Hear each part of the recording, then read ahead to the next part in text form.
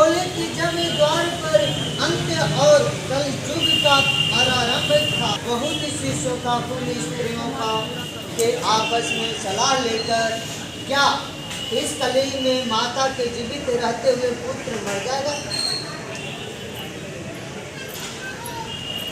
जब वे आपस में कुछ निर्णय नहीं कर सके तब गौतम जी के पास पूछने के लिए गए। वह गौतम जी जो थे ब्राह्मण थे, उनके पास गए और पूछने के लिए गए। बोले कि माता के रहते क्षेत्र में पुत्र मर जाए तो इसका निर्णय क्या होगा। तो उस समय गौतम जी आनंद के साथ बैठे थे और उनके सामने जाकर मैंने मस्तक झुकाकर प्रणाम किया। तंत्र स्त्रियों ने पूछा कि हे प्रभु, इस कली युग में लोगों के पुत्र किस तरह पे जीवित रहेंगे, किस तरह से जीवित रहेंगे।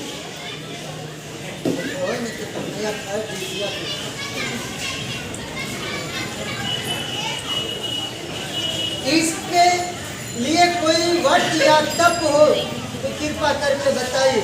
यदि कोई तप है या व्रत है इसको कृपा करके बताइए। बिना तपस्या के तो कोई फल है नहीं।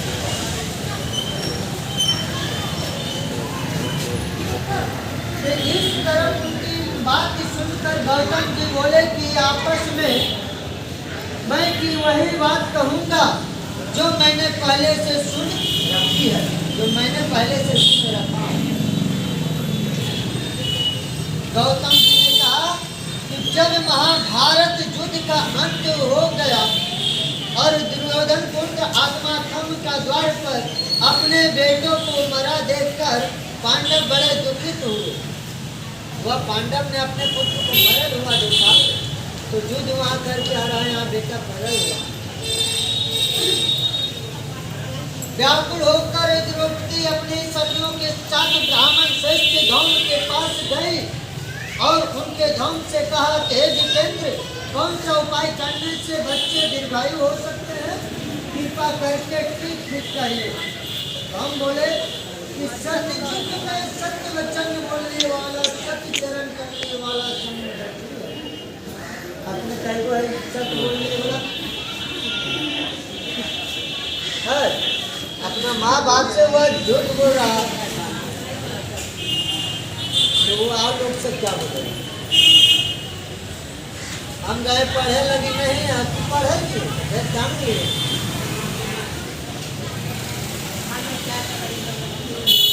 बाल बच्चे के पीछे तो वो माँ बाप को नहीं लगा रहेगा। यदि बाल बच्चे के पीछे लगा रहेगा तो उसका पेट कहाँ से भरेगा। जिन मुहूर्त वाहन नामक राजा था, एक बार अपनी स्त्री के साथ अपनी ससुराल गया और वहीं रहने लगा। वह ससुराल जाकर रहने लगा।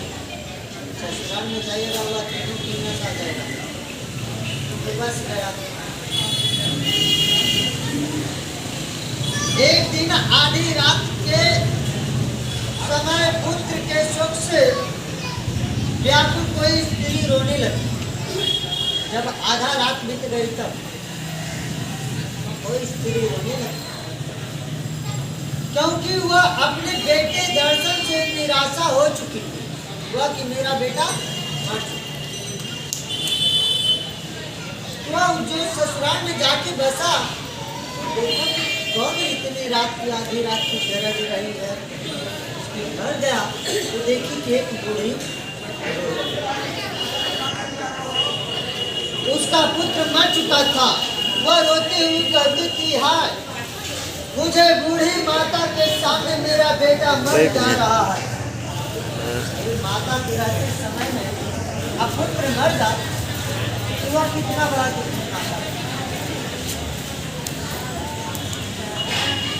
उसका रुदन सुनकर राजा ये मुहूर्त वाहन का तो मानो हृदय विकृत होकर वह तत्काल उस स्त्री के पास गया और उसे पूछा, तुम्हारा बेटा कैसे मरा है, तुम्हारा बेटा कैसे मरा। बूढ़ी ने कहा, प्रतिदिन आकर गांव के लड़कों को खा जाता जाता था। एक गरुड़ पक्षी है, वह प्रत्येक दिन वहाँ पे गाँव में जाकर और एक लड़के को घर आता था। इस पर दयालु राजा ने कहा कि माता अब तुम रो मत, आनंद से बैठो, अब मैं तुम्हारे बच्चों को बचाने का प्रयत्न करता हूँ, मैं आपको अब बच्चा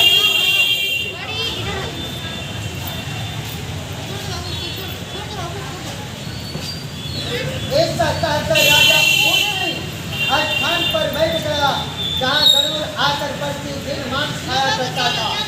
वह गरुड़ जहाँ प्रतिदिन मांस जाकर खाता था उसी जगह जाकर बैठ गया। जब अतिशय तेज स्वनी गरुड़ ने राजा का बायां अंग खा लिया तो जब बायां अंग खा लिया तो वह झट से वह कहना अंग बढ़ा दिया। तो झटपट राजा ने अपना दाहिना अंग फेर कर गरुड़ के सामने कर दिया। यह देखकर गरुड़ ने कहा कि देवयोनि ने तुम कौन हो, तुम कौन हो, तुम मनुष्य तो नहीं जान पड़ते, इच्छा अपना जन्म और कुल बताओ, अपना जन्म बताओ और कुल बताओ। पीड़ा से व्याकुल मन वाले राजा ने कहा कि हे पक्षीराज, इस तरह से प्रश्न करना भक्ति है, तुम अपनी इच्छा भर मेरा मांस खा लो, जितना तुमको इच्छा है उतना खा लो। यह सुनकर गरुड़ रुक गए और बड़े आदर से कहा राजा ने, जन्म और कुल की बात पूछने लगे।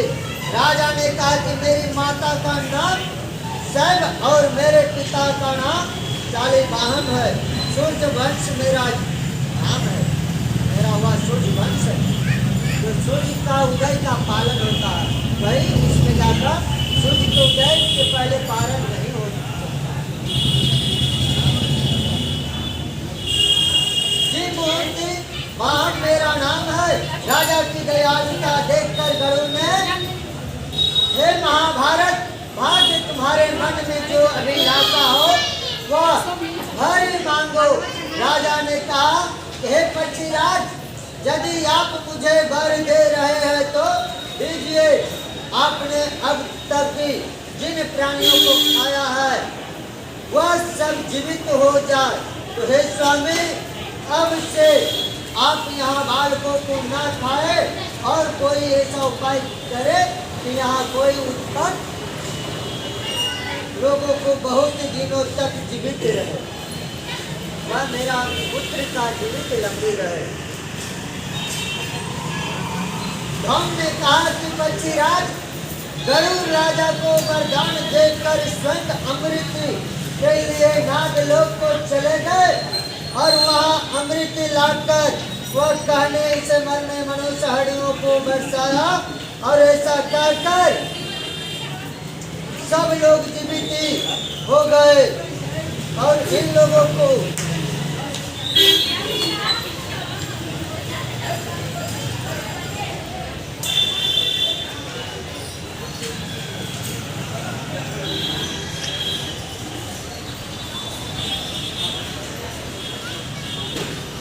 उस समय राजा के शरीर से शोभा दूनी हुई थी और राजा की दयालुता देखकर गरुड़ फिर से कहा, मैं संसार के कल्याण एक और वरदान दूंगा।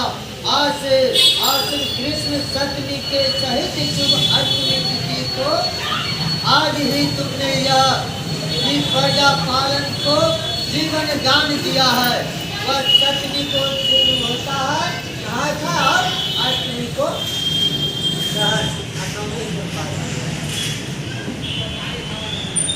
अब इससे यह दिन ब्राह्मण भाव हो गया है। वह आज माँ का दूध भी आज के दिन माँ का दूध जो मूर्ति भेद के विधि नामों से निष्खात है वही त्रिलोक का पूजित दुर्गा अमृत प्राप्त करे। अर्थिका जीवित पुत्रिका का कहलाई है। सो इसकी तिथि को जो स्त्रियां जीवित पुत्रिका और उसकी अंकुलित बनाकर तुम्हारी पूजा करेगी तो दिनों दिन उसका सौभाग्य बढ़ेगा। वह उसकी होना चाहिए।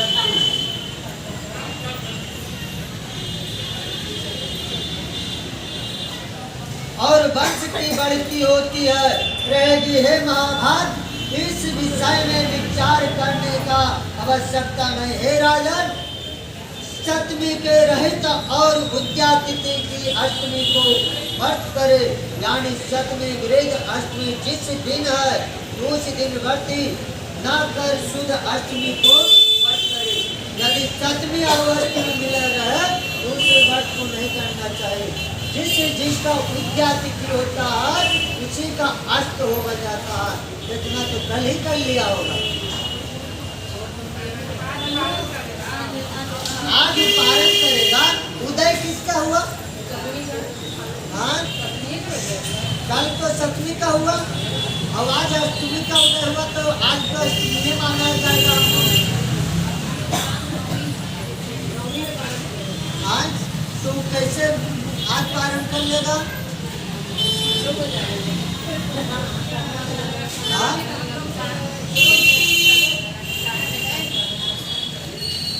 अभी स्त्रियों को मिलाकर उसने और वह जाकर उत्तम व्रत किया। गौतम ने कहा इस व्रत का और इसके प्रभाव से किसी चील ने सुन लिया और सखी सियानी के पास गया। जब चील वह सुन लिया तो सियानी से कहा, जो बहन था वह कहा कि बहन, वह जो जीवित पुत्री का व्रत है वह हम एक वृक्ष के नीचे बैठे हुए थे वृक्ष पर, वहाँ एक ब्राह्मण आकर गौतम जी आकर कथा कर रहे थे और उसी आनंद से मैं सुन रहे थे जी। वह सियानिया से जाकर कहा, सिया सियानियों को तो रहल भूखल ना गए।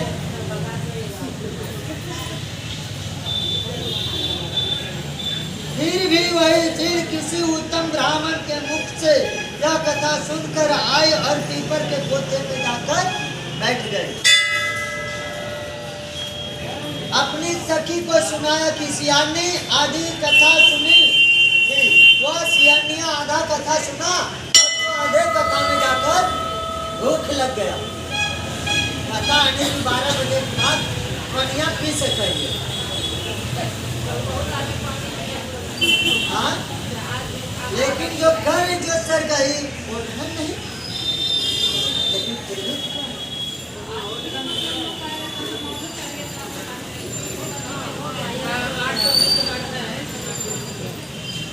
तो वह सियनिया जाकर आधा कथा में जंगल में जाकर और भर पेट हुआ इच्छा भर मान वह चिड़िया जो था वह भूखे प्यासे रहकर और गौशाले में जाकर गाय के दूध से जाकर पालन किया।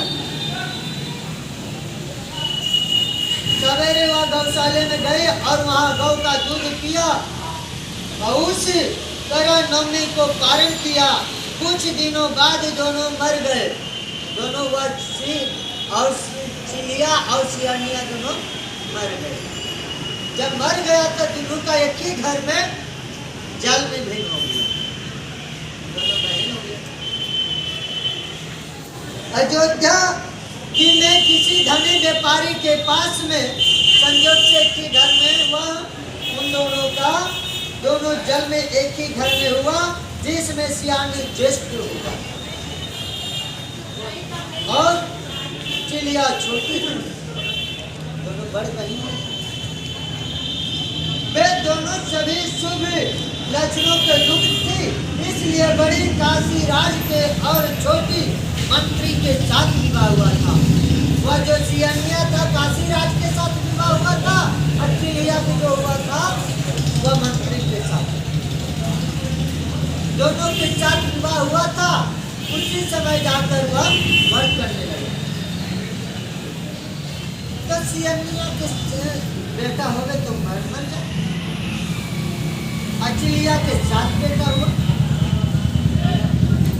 वह नियम का पालन किया असीयनीय तो हुआ, आधे कथा में जाकर एक भर से पीछा भर मांस खा लिया।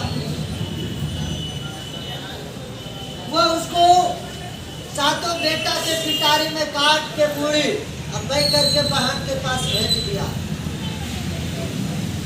फिर भी वो जीवित है।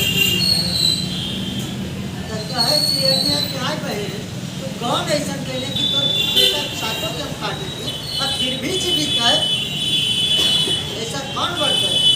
तब चिड़िया कहा कि हे बहन, दोनों अगला जन्म में से चील और सियानी थे, तो हम पीपर के गाछ पर बैठ के और कथा सुन रहे थे और तुमको आधे कथा में जाकर भूख लग गया था, तो तुम चला दिया था।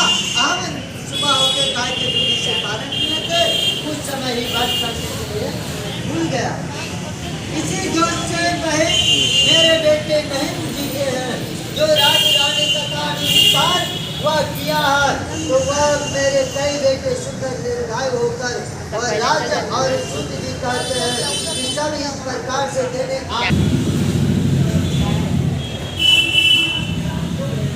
जी मालिक लाइन सर लाइन